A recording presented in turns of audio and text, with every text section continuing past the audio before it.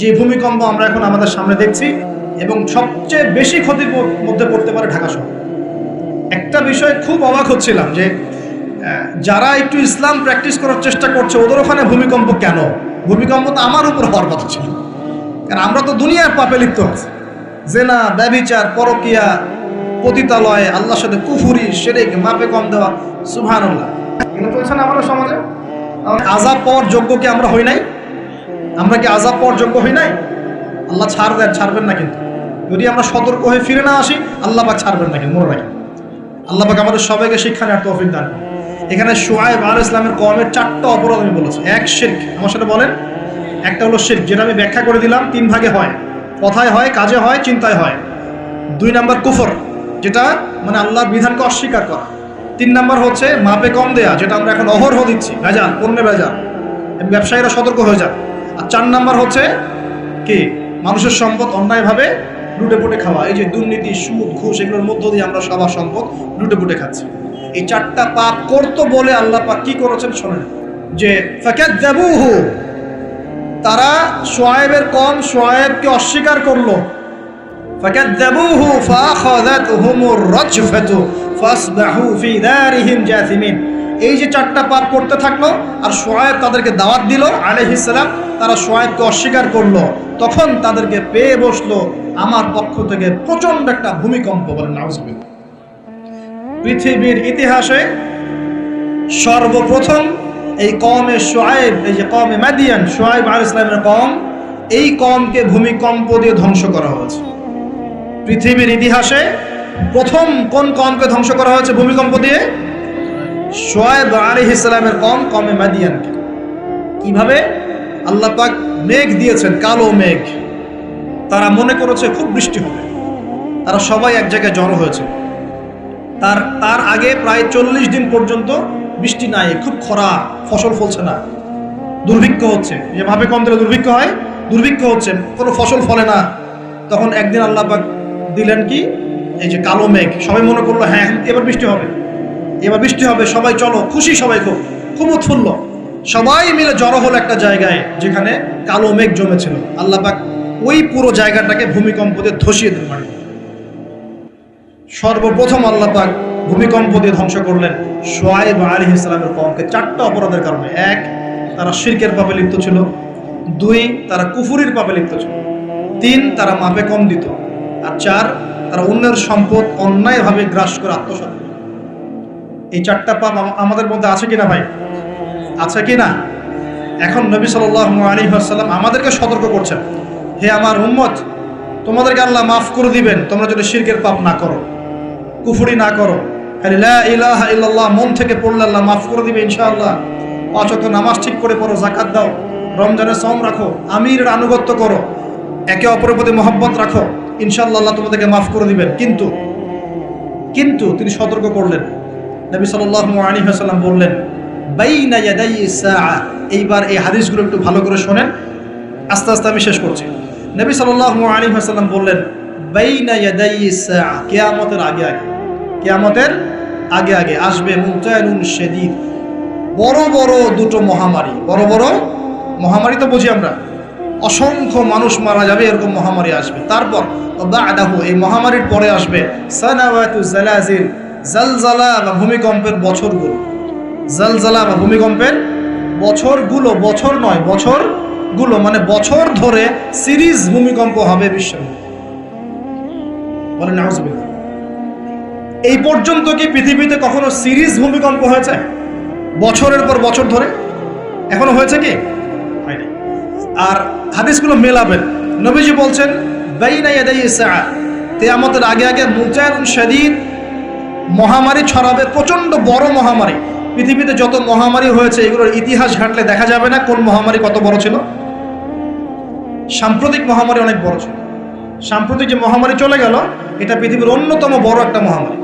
আমি বলতে পারবো না যে এটাই সেই মহামারী যার কথা নবীজি বলছেন হাদিসে, এমনটা আমি বলতে পারবো না, কেউই বলতে পারবে না।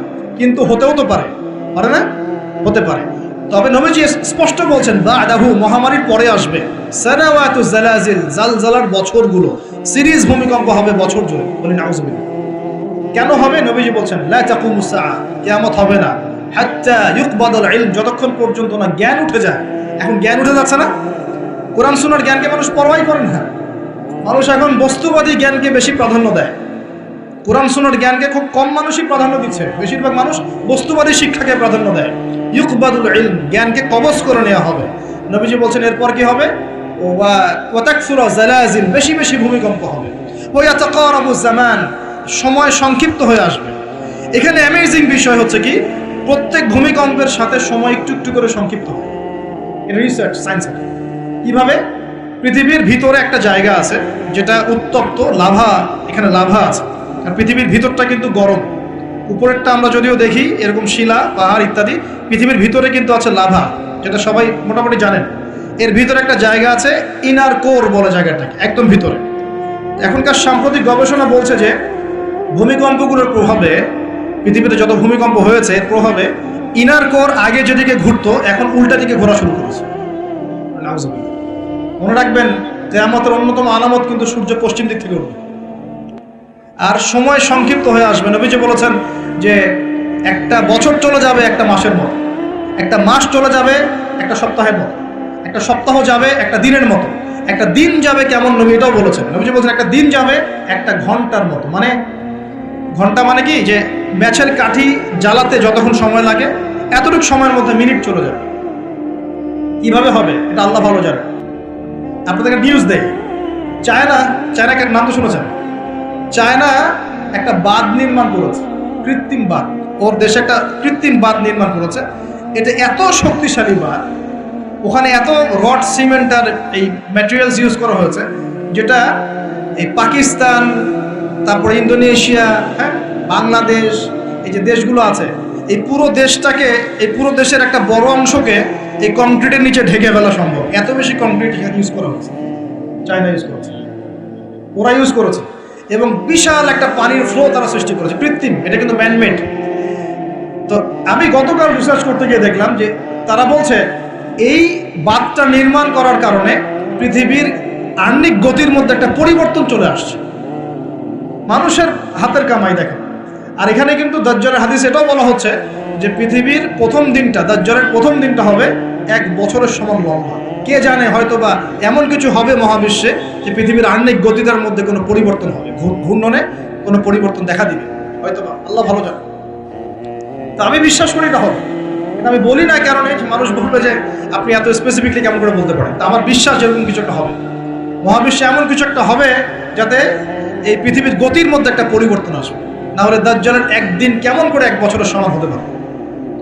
সাহাবীরা প্রশ্ন করলেন, ইয়া রাসূলুল্লাহ, আমরা তখন নামাজ কেমন করে পড়বো? নবীজি বললেন, অনুমান করে পড়ে নিবে। তোমরা এস্টিমেট করে অনুমান করে পড়ে নিবে যে কতটুকু সময় পর পর ওয়াক্ত হচ্ছে। তার মানে সাহাবীরা নামাজে তখনও সচেতন ছিলেন। তারপর দেখেন, ইয়াতাকারাবু জামান, নবীজি এটাও বলছেন দাজ্জালের দ্বিতীয় দিনটা হবে এক মাসের সমান, আর তৃতীয় দিনটা হবে 1 সপ্তাহের সমান। বাকি দিনগুলো হবে তোমাদের দিনের মতো। এটা হবে, বিশ্ববাসী দেখবে এগুলা। বিশ্বের সামনে ভয়ঙ্কর কিছু ঘটনা ঘটা এখনো বাকি আছে। বিশ্বটা এমন থাকবে না, এখন যা দেখছেন সব এমন থাকবে না। নবীজি বলছেন জ্ঞান উঠে যাবে যখন, এটা উঠে যাচ্ছে দিন দিন। মানুষকে এখন শেখানো হচ্ছে মানুষ বানর থেকে সৃষ্টি হয়েছে। এগুলো জ্ঞান, এগুলো জ্ঞান। ইসলামের জাজল্যমান ইতিহাসগুলোকে মানুষ ভুলে যাচ্ছে, এগুলো জ্ঞান। মানুষকে শেখানো হচ্ছে সমকামিতা ভালো জিনিস, এগুলো জ্ঞান। সমকামিতা ভালো জিনিস, এটা ব্যক্তি স্বাধীনতা। শেখানো হচ্ছে মানুষকে যে পর্দা, এগুলো কুসংস্কার। পর্দা কি? কুসংস্কার। এগুলো জ্ঞান। জ্ঞান কাকে বলে? ওয়ায়ুকবাদুল ইলম, মানে জ্ঞান উঠে যাচ্ছে, কবজ করে নেওয়া হচ্ছে। আর দেখেন আরেকটা হাদিস আসছে, আল্লাহ পাক কিন্তু কোরআন হাদিসকে তুলে নেবেন না। একটা হাদিস আসছে, আল্লাহ পাক কোরআন হাদিসকে তুলে নেবেন না, কিন্তু আলেমদের মৃত্যু হবে বেশি বেশি। আলেমদের জান কবজ করার মধ্য দিয়ে আল্লাহ পাক জ্ঞান উঠিয়ে নেবেন। একটু দেখেন না কয়জন আলেম আছে মাঠে, দেখেন তো কয়জন আলেম। আলেম তো অনেকেই আছে আলহামদুলিল্লাহ, কিন্তু বরেণ্য ওলামা যাদের কথা হাজার লক্ষ কোটি মানুষ শোনে, এমন আলেম কয়জন আছে দেখেন। আস্তে আস্তে প্রবীণ আলেমরা সব চলে যাচ্ছে। আর যে প্রজন্ম আমরা তৈরি করছি, এই প্রজন্মের কতজন এলম অর্জন করে ওই চ্যালেঞ্জ বুকে নিয়ে জাতিকে সংস্কারের জন্য নেমেছে দেখেন একটু। আমাদের উপর দুনিয়া পেয়ে বসেছে। আমাদের চিন্তা হচ্ছে মসজিদ ইমামতি নিয়ে একটা তারাবি পড়াবো, ইমামতি করবো, একটা মাদ্রাসার মুহতামিম হবো। এতটুকুই আমার চিন্তা স্বপ্ন কেন? স্বপ্ন থাকতে হবে যে আমি আমার জ্ঞান দিয়ে উম্মাহকে পরিবর্তন করবো ইনশাআল্লাহ। এবং আল্লাহর জমিনে আল্লাহর দিন প্রতিষ্ঠা করে ছাড়বো ইনশাআল্লাহ। এরকম চ্যালেঞ্জ নেওয়ার মানসিকতা আছে কয়জনের, খেয়াল করে দেখেন। আর হিউজ এই যুব সমাজ যারা জেনারেল লাইনে পড়ছে তাদের মধ্যে কয়জন আলেম হচ্ছে একটু চিন্তা করো। আর যারা দুই একজন উঠে আসার সুযোগ পাচ্ছে তাদেরকে আবার মানুষ বুক ভরে রিসিভ করছে না, তারা হেল্প পাচ্ছে না, সহযোগিতা পাচ্ছে না, বরং হিংসার শিকার হচ্ছে, বিদ্বেষের শিকার হচ্ছে, আগ্রহ হারিয়ে ফেলছে। আমি এখানে এসে কি করবো, আমাকে তো বুকে টেনে নেয় আর কেউ নেয়, এমন মনে হচ্ছে মানুষের কাছে। তো জ্ঞান উঠে যাবে, কিন্তু শুধু কোরআন সুন্নাহ আল্লাহ পাক তুলে নেবেন না, এমনটা আল্লাহ পাক বলেন নাই। আল্লাহ বলেছেন, তার নবীর মাধ্যমে জানিয়েছেন যে আলেমদের মৃত্যু হবে, সংখ্যা কমে যাবে। সংখ্যা বেড়েছে না কমেছে? সত্যি কথা হচ্ছে আলেমদের সংখ্যা, বরেণ্য আলেমদের সংখ্যা কমছে দিন দিন। আমরা এখন আলেম হই নাই, যে শব্দগুলো আমাদের সামনে ইউজ করা হয় কসম আল্লাহর, এগুলোর সাথে আমাদের কোনো সম্পর্ক। এখন আমরা শুধু তালেবে ইলম আছি, আর আমি দোয়া করি আমি তালেবে ইলম অবস্থায় থাকতে চাই, কারণ জ্ঞানের কোনো শেষ নাই। দোলনা থেকে কবর, জ্ঞান অর্জন করতেই থাকতে হবে। নবী মুসা আলাইহিস সালাম পর্যন্ত জ্ঞান অর্জন করতে গিয়েছেন খিজিরের কাছে আলাইহিস সালাম, জান নাই? নবী মুসা আলাইহিস সালাম বলছেন আমি সবচেয়ে জ্ঞানী মানুষ, আল্লাহ পাক বলছেন না তুমি সবচেয়ে জ্ঞানী মানুষ না, ওই যে আমার বান্দা খিজির ও জ্ঞানী মানুষ। তখন তিনি বলছেন আমি তার সাথে দেখা করতে চাই, জ্ঞান শিখতে চাই। হাল আত্তাবিউকা আলা আন তুআল্লিমানি মিম্মা উল্লিমতা রুশদা, তিনি গিয়ে বলছেন আমাকে কি আপনার সাথে রাখবেন, আল্লাহ পাক আপনাকে যা শিখিয়েছেন তার থেকে কিছু শেখাবেন? কে বলছে? নবী মুসা আলাইহিস সালাম। তো নবী মুসা আলাইহিস সালাম তালেবে ইলম হতে পারেন, আর আমরা কি ইয়া হয়ে গেছি নাকি? তো এই আন্তর্জাতিক খ্যাতি সম্পন্ন হাবিজাবি এগুলো বয়কট করেন, দরকার নেই, এগুলো কোনো দরকার নেই। এমনি আমরা তালেবে ইলমই থাকতে চাই, আর আমরা শুধু দায়ী মাত্র। আপনাদেরকে হয়তো দাওয়াত দিতে পারবো, কিন্তু ফিকহের কঠিন মাসআলাগুলো, গভীরতা, এগুলো আমরা বলতে পারবো না, এগুলো মুফতি সাহেবরা বলতে পারবেন। তো বরেণ্য ওলামায়ে কেরামদের সংখ্যা কিন্তু কমছে। আমরা দোয়া করি আল্লাহ পাক সমস্ত মজলুম ওলামায়ে কেরামকে মুক্তি দানের ব্যবস্থা করুন, এবং আল্লাহ পাক বাংলার জমিনে আলেমদেরকে দিয়ে ভরিয়ে দিন ইনশাআল্লাহ। আর জাহেলদেরকে আল্লাহ পাক আলেমের জায়গায় আনা থেকে আমাদেরকে হেফাজত করুন বলিয়া। আর আমাদের সবাইকে এই ট্রল পাগল হলে চলবে, ইস্যু পাগল হলে চলবে, সমালোচনা সংস্কৃতি লালন করা যাবে। আপনি মানুষ তৈরি করেন, মানুষ তৈরি করা অনেক কঠিন, নামিয়ে দেওয়া সহজ। আমরা এই জায়গায় আসতে অনেক কষ্ট করতে হয়েছে, কিন্তু নামারও কিন্তু খুব সহজ। একটা ইস্যু দিয়ে নামাতে পারে না, একটা ইস্যু সৃষ্টি করে নামাতে পারে। এই জায়গায় আসতে কিন্তু অনেক কষ্ট করতে হয়। অতএব আল্লাহর দ্বীনের সাথে গাদ্দারি করলে আল্লাহ পাক ছাড়বেন না, কিন্তু এটা মাথায় রাখবেন। আল্লাহ পাক আমাদের সবাইকে বোঝার তৌফিক দান করুন। নবীজি বলছেন কখন এই ভূমিকম্পগুলো আসবে, সিরিজ ভূমিকম্পগুলো কখন আসবে? যখন জ্ঞান উঠে যাবে এবং জালজালা বাড়বে, ইয়াতাকারাবু জামান, জামানা কাছাকাছি চলে আসবে। আরও বলছেন নবীজি যে তোমাদের মাল সম্পদ বৃদ্ধি পাবে, ফায়াফিদু, এবং মাল সম্পদ উপচে পড়বে তোমাদের। দিন দিন দেখছেন না যে যার স্যান্ডেল কেনার টাকা ছিল না, সে এখন উঁচু উঁচু বিল্ডিং তৈরি করতেছে, দেখেন না? এটাই তো নবী সাল্লাল্লাহু আলাইহি ওয়াসাল্লাম হাদিস জিবরিলে কি বলেছেন? ওয়ান তারাল হুফাতাল উরাতাল আলাতা রিয়া আশ-শাই ইয়াতাতাওয়ালুনা ফিল বুনিয়ান। নবীজি বলছেন কিয়ামতের অন্যতম নিদর্শন হচ্ছে সমাজের নগ্ন পদের খালি গায়ের রাখাল শ্রেণীর মানুষ উঁচু উঁচু বিল্ডিং নির্মাণের প্রতিযোগিতা করবে। এমনটা হচ্ছে না? সম্পদ বাড়ছে মানুষের, এটাও একটা কিয়ামতের সাইন। নবীজি আরো বলছেন ওয়াজাহরাতিল কায়নাত ওয়াল মুগান্নিয়াত, এবং বেশি বেশি বাদ্যযন্ত্র এবং নায়িকা নর্তকী, এগুলোর সংখ্যা বাড়তে থাকে। বাড়ছে না এগুলো বাড়ছে।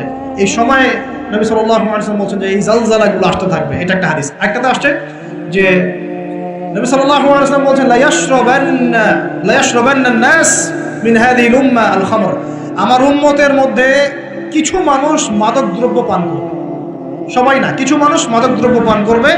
ওয়া ইউসাম্মুনাহা বিগাইরি ইসমিহা, এবং সেই মাদকের নাম তারা পরিবর্তন করে খাবে। খাচ্ছে না মানুষ এখন?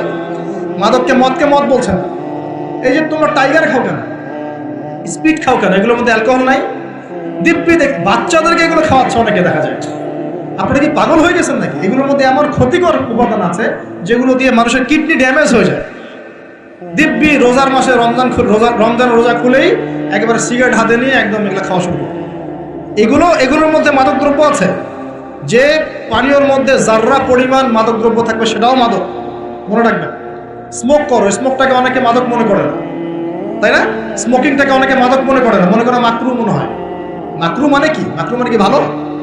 মাকরু মানে কি? মাকরু মানে কি? কোরআনে সূরা বানু ইসরাঈল খুলে দেখেন, বড় বড় কিছু পাপের কথা মেনশন করে আল্লাহ পাক বলছেন এই পাপগুলো ছেড়ে দাও, এই পাপগুলো আল্লাহর কাছে মাকরু, এই পাপগুলো আল্লাহর কাছে অপছন্দের পাপ। এটা কি মাকরু মানে কি জায়েজ করে নেওয়া? সিগারেট খাওয়া বন্ধ করেন, ওয়াদা করেন আমার সাথে যে আজকে থেকে কোনোদিন সিগারেটে হাত দিবেন না, কোনো প্রকার এইসব টাইগার মাইগার স্পিড খাবেন না, এসব ভালো জিনিস না, ভালো কিছু খান না, ভালো কিছু খান। আর অনেকে দেখা যায় যে জর্দা খাওয়া শুরু করেছে। কেন? এটা কি সুন্নত নাকি? কি দরকার আছে ভাই? এতটুকু খাইলে হয়তো নেশা হয় না বুঝলাম, এতগুলো জর্দা একবারে খান দেখি, খাওয়া যাবে? খামারের মূলনীতি কি? যার বেশি খেলে নেশা হয় তার অল্প খাওয়া হারাম। মনে করেন এখানে যতটুকু পানি আছে এতটুকু খেলে, এতটুকু মাদক খেলে কারো নেশা হচ্ছে না, কিন্তু এতটুকু খেলে নেশা হচ্ছে। তার মানে কি এতটুকু খাওয়া জায়েজ, এতটুকু খাওয়া হারাম, নাকি পুরোটাই হারাম? এটা বোঝার জন্য কি মুফতি হওয়ার দরকার আছে? আপনি বুঝতে পারছেন? অতএব এই যাবতীয় মাদক দ্রব্য থেকে দূরে থাকতে হবে, না হলে ভূমিকম্প আসবে। কিন্তু ভূমিকম্প আসবে। আর মাদক দ্রব্য নিয়ন্ত্রণ অধিদপ্তর দিয়ে শুধু মাদক নিয়ন্ত্রণ করা যাবে না। মানুষের ঈমান আকীদার পরিবর্তন দরকার। মানুষের মধ্যে আল্লাহর ভীতি জাগ্রত করতে হবে, তাহলে মানুষ অটোমেটিক মাদক ছেড়ে দেবে ইনশাআল্লাহ। আমরা কি যুব ভাইদের কাছে ওয়াদা নিতে পারি ইনশাআল্লাহ তাআলা জীবনেও কোনোদিন মাদক খাবো না, জীবনে কোনোদিনও মাদকের ধার কাছে যাবো না ইনশাআল্লাহ। আল্লাহ পাক সাক্ষী থাকুন, আল্লাহ কবুল করুন, আমিন। প্রিয় ভাইরা, এটা নবীজি বলছেন লা ইয়াশরাবান্নান নাস মিন হাযিহিল উম্মতি খামরুন, আমার উম্মতের কিছু মানুষ খামর মাদক পান করবে, ওয়া ইউসাম্মুনাহা বিগায়রি ইসমিহা, এর নাম রাখবে ভিন্ন, অন্য নামে ডাকবে, মাদক বলে ডাকবে না। আর কি করবে? ইউযাফু আলা রুউসিহিমুল মাআজিফ, মাআজিফ মানে হচ্ছে বাদ্যযন্ত্র। মাআজিফ মানে কি? বাদ্যযন্ত্র। এখন বলেন তো মাথার কাছে বাদ্যযন্ত্র থাকবে মানে কি? কি বুঝলেন? কে বলেছে? ইয়ারফোন, ব্লুটুথ, এই যে আপনি যে মাথায় কানে দিয়ে রাখছেন, মাথায় আছে না? দেখেন নবী সাল্লাল্লাহু আলাইহি ওয়াসাল্লাম কতদিন আগে, 1400 বছর আগে এই হাদিস বলে গেছেন যে ওই সময় আমার উম্মতের একটা অংশ এরকম করে হেডফোন দিয়ে মাথা দিয়ে গান শুনবে, কানের ভিতরে গান, মিউজিক চলছে না? ওয়াল মুগান্নিয়াত, এবং তারা গায়িকা নায়িকা নর্তকী নাচায় না মানুষ? শহরগুলোতে গিয়ে দেখেন খালি গায়িকা নর্তকী, শহরে যাওয়া লাগে, ফেসবুক ইউটিউব ঢুকলে তো দেখা যায় সবখানেই নাচতে আছে। আল্লাহ পাক আমাদের সবাইকে বোঝার তৌফিক দান করুন।